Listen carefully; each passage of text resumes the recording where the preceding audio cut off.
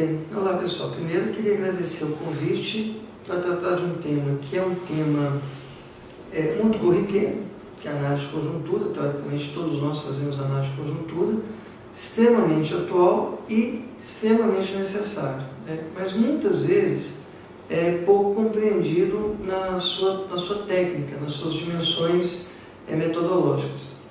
Então, primeiro, o que é conjuntura?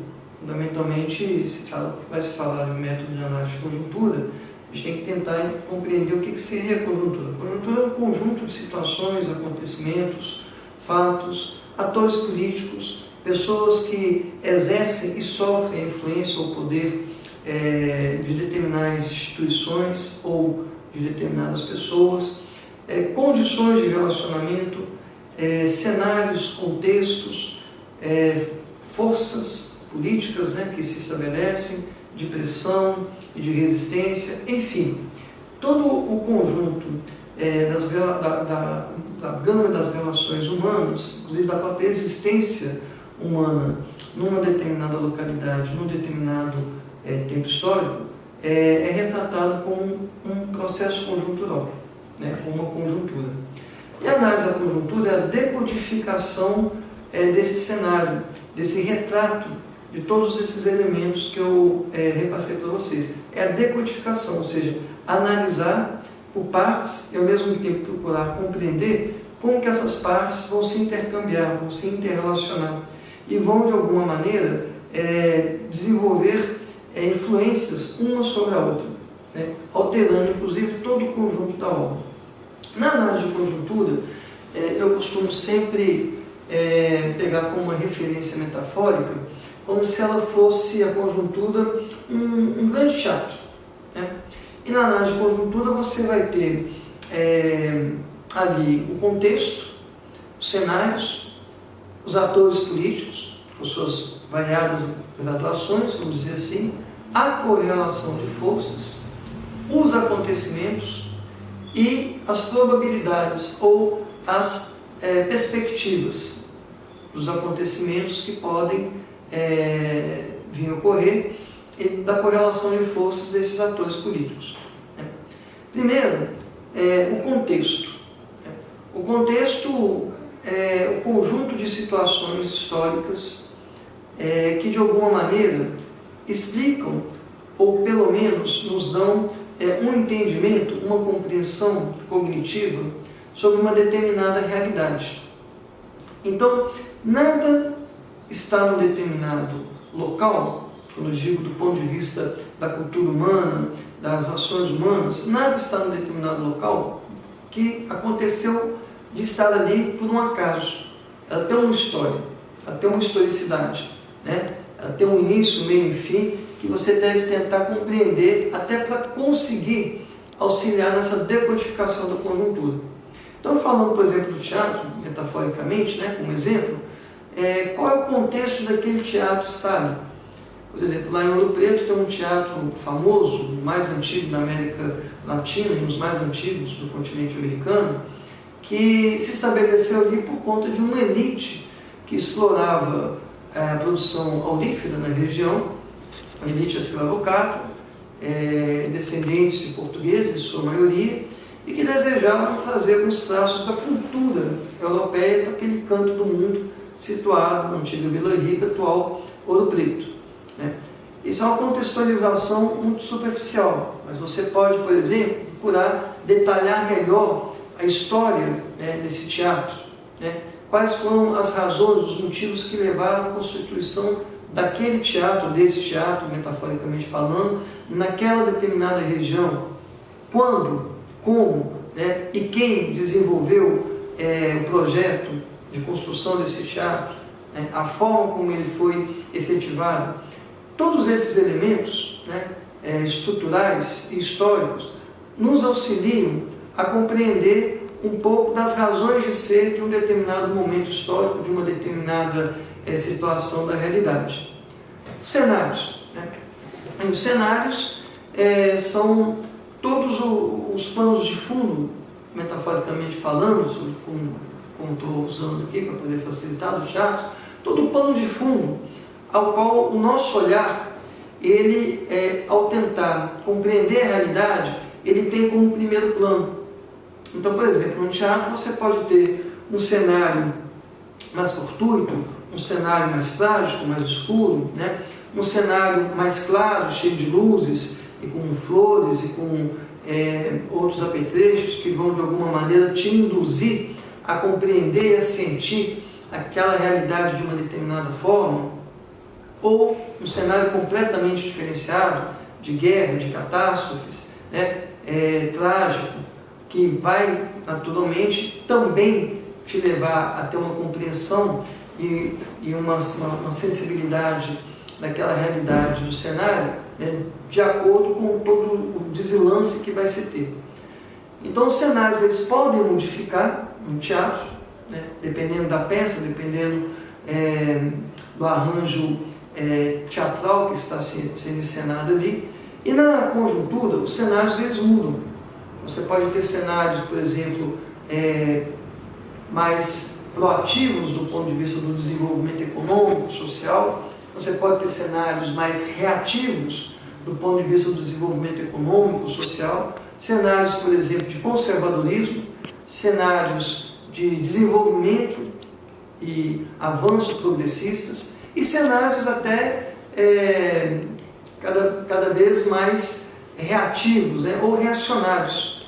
Não chega nem a ser conservador. Eles acabam regredindo historicamente de acordo com determinados avanços e mudanças que já tinham sido constituídos. Então é importante sempre na análise de conjuntura a gente procurar compreender esses cenários. São cenários que são proativos, democráticos, desenvolvimentistas, que geram algum avanço, alguma perspectiva de mudança que altere a realidade de uma forma que reduza, por exemplo, a marginalização social, que reduza a desigualdade, a miséria. Ou são cenários conservadores, que procuram manter as relações sociais, as relações políticas, um determinado grau de desenvolvimento produtivo constante, sem muitas alterações. Ou são cenários reacionários, ou seja, que procuram regredir, né, determinados avanços ou determinadas conquistas a um patamar anterior, ou até a patamares muito anteriores, havendo perdas de direitos, né, diminuição da qualidade de vida, aumento de situações sociais depreciativas, como a miséria, como a desigualdade. Enfim, a análise dos cenários, elas são fundamentais e devem ser entendidas, né, na sua dimensão política, econômica, social e cultural, mas não de forma estanque e segmentada, mas como um todo. A conjuntura, ela pode se apresentar como um grande mosaico, mas é um grande mosaico de partes que se interagem, então ela sempre deve ser entendida como um todo. Esse é um dos grandes desafios, inclusive, viu, pessoal, na análise de conjuntura. Um terceiro elemento são os atores políticos que vão, de alguma maneira, se manifestar, vão atuar, vão se interrelacionar, né, nesse cenário de um teatro que está estabelecido num determinado contexto. O que é um ator político, fundamentalmente falando? Um ator político é todo e qualquer sujeito, entidade, movimento que consegue expressar alguma força política, algum poder de ação e de interação sobre outros atores políticos, né? De modo que nessa relação de forças ele consegue ter algumas determinantes que alteram inclusive, né, a condução de outros atores políticos, a sua existência, e pode alterar até os próprios cenários, né, ou o próprio cenário dessa conjuntura.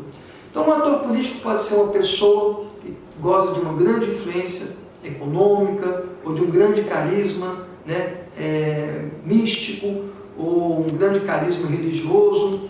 Um ator político pode ser um conjunto de entidades, né, ou seja, um conjunto de igrejas constituídas por uma determinada religião, né, e que possuem poder de ação, de influência sobre dezenas, centenas ou milhares de pessoas, influenciam ideologicamente, influenciam a ação política dessas pessoas.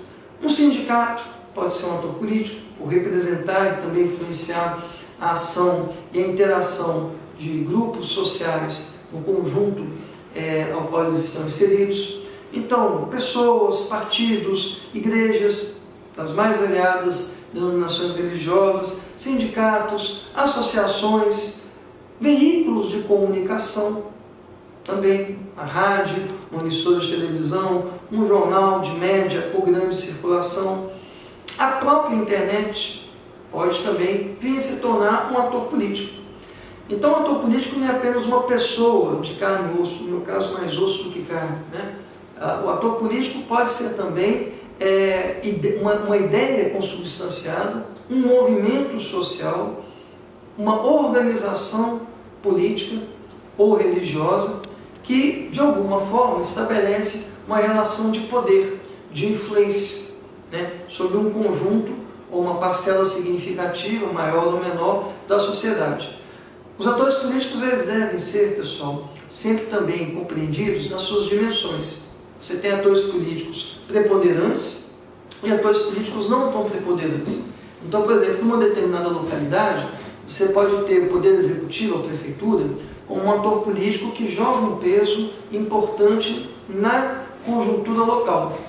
Mas você pode ter um outro ator político que joga um peso muito mais importante, independente das eleições, do mandatário continuar ou não continuar na cadeira da Prefeitura, que pode ser, por exemplo, um poder religioso, né, que é quase que atemporal, independente do processo eleitoral, ele continua com sua força, com sua predominância, com a sua capacidade de influenciar opiniões e manifestações políticas, ideias, compreensões, entendimentos da realidade.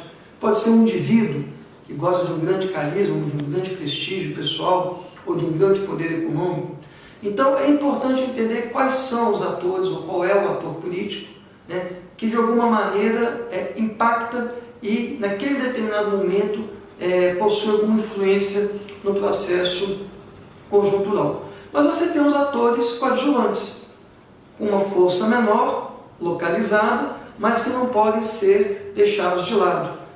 Alguns desses atores políticos coadjuvantes, quando se juntam, chegam até a mesma força de influência, ou até uma força maior do que um ator político preponderante. Então, em todo o processo conjuntural, a gente deve tentar, ao menos, identificar esses atores políticos. E como que eles se movimentam? Eles se interagem, eles se repulsam, eles de alguma maneira travam disputas constantes e sequenciais, ou apenas momentâneas de acordo com interesses muito específicos. É isso que a gente chama de correlação de forças.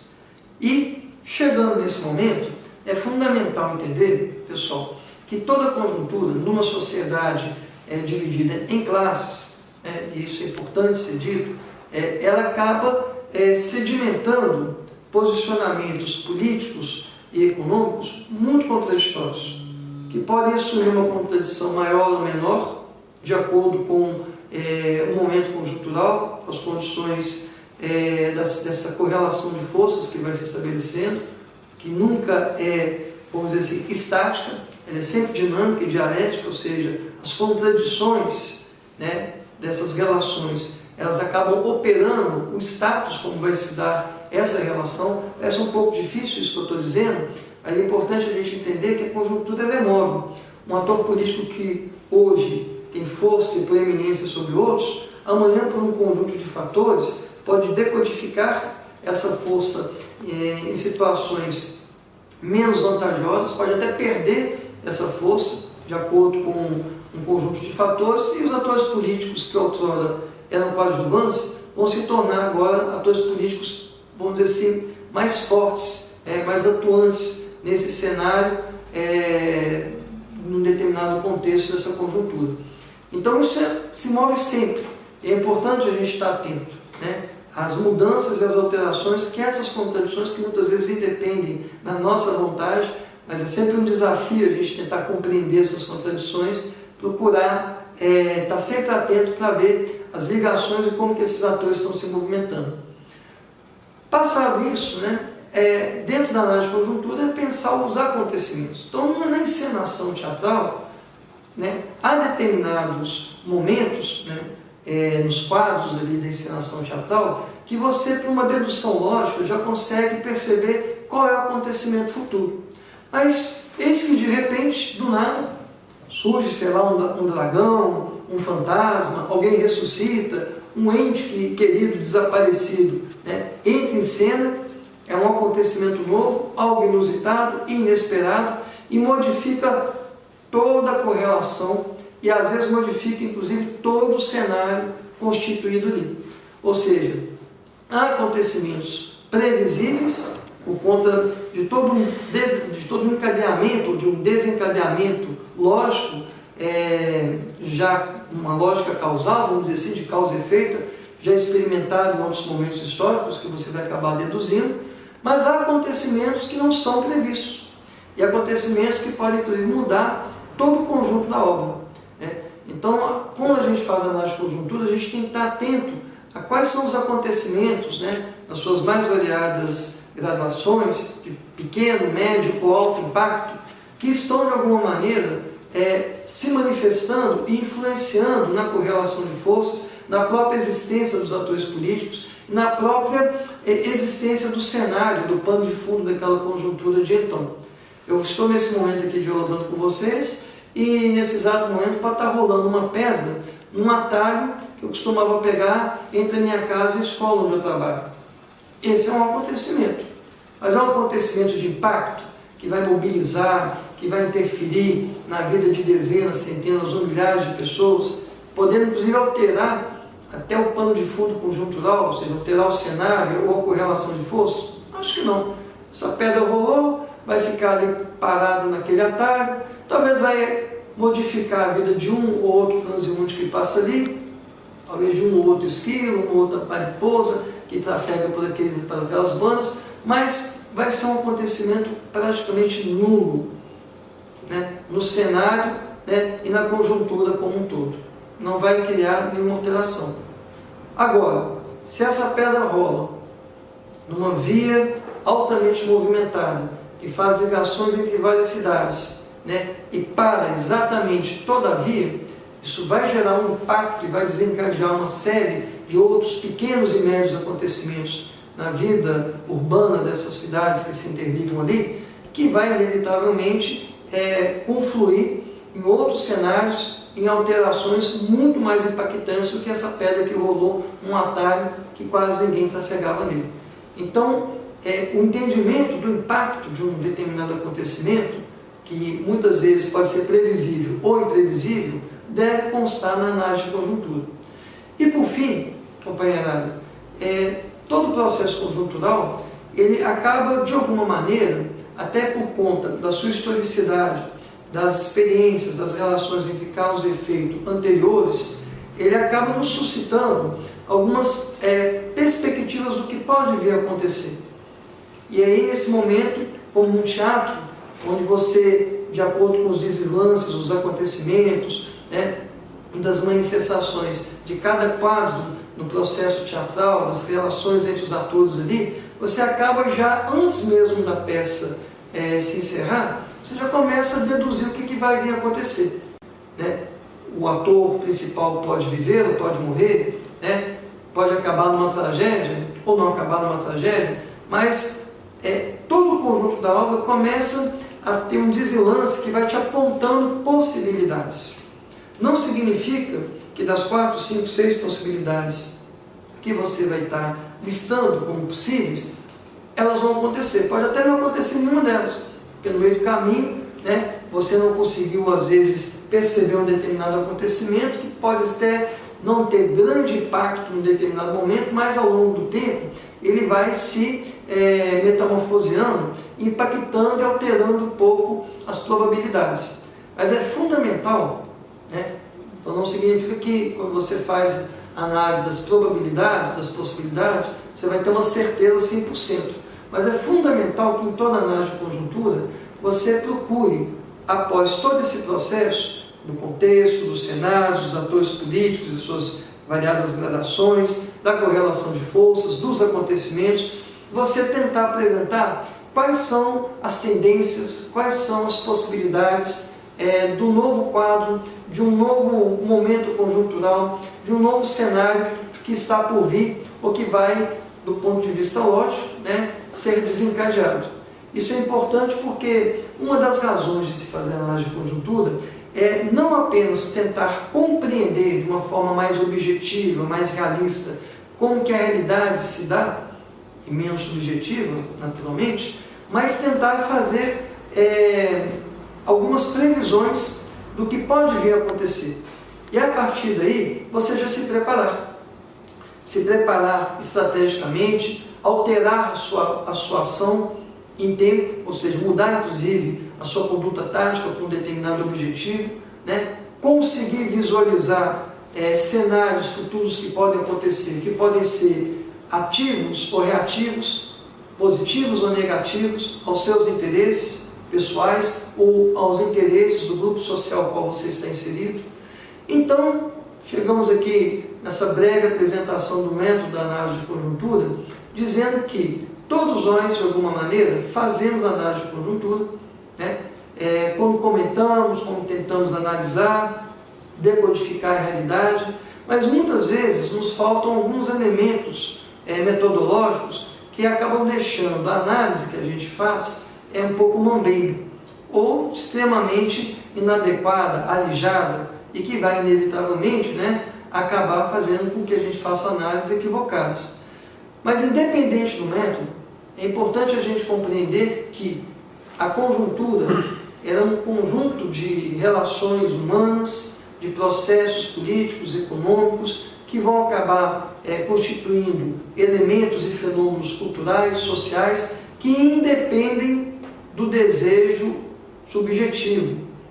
E significa que quando nós vamos fazer uma análise de conjuntura, quando a gente se propõe a analisar a conjuntura, a gente deve tentar fazer uma leitura da realidade como ela realmente se dá, independente das nossas vontades, independente daquilo como a gente gostaria que fosse, mas como a realidade ela acontece, quais são os nexos causais e determinantes que estabelecem as relações humanas. E é importante ter isso claro porque, no nosso entender, a base da materialidade da vida humana, ou seja, as relações sociais de produção, são essa base epistemológica, ou seja, de conhecimento de como que deve se dar o nosso olhar sobre a realidade. Existem várias formas de você observar esse cenário conjuntural, como um teatro, quando alguém vai lá com uma luneta, um binóculo, está muito longe ali do teatro, aí leva lá o binóculo para poder enxergar, e a lente é vermelha, a lente é azul, a lente é amarela. E muitas vezes vai analisar a realidade, mas com um olhar completamente distorcido. No nosso entendimento, a realidade se dá a partir das relações sociais de produção. A partir daí, essas relações, dependendo da forma como elas se dão, num determinado momento histórico, elas vão determinar outras manifestações, inclusive manifestações ideológicas, manifestações culturais, que podem pintar cenários e procurar compreender contextos de formas invertidas.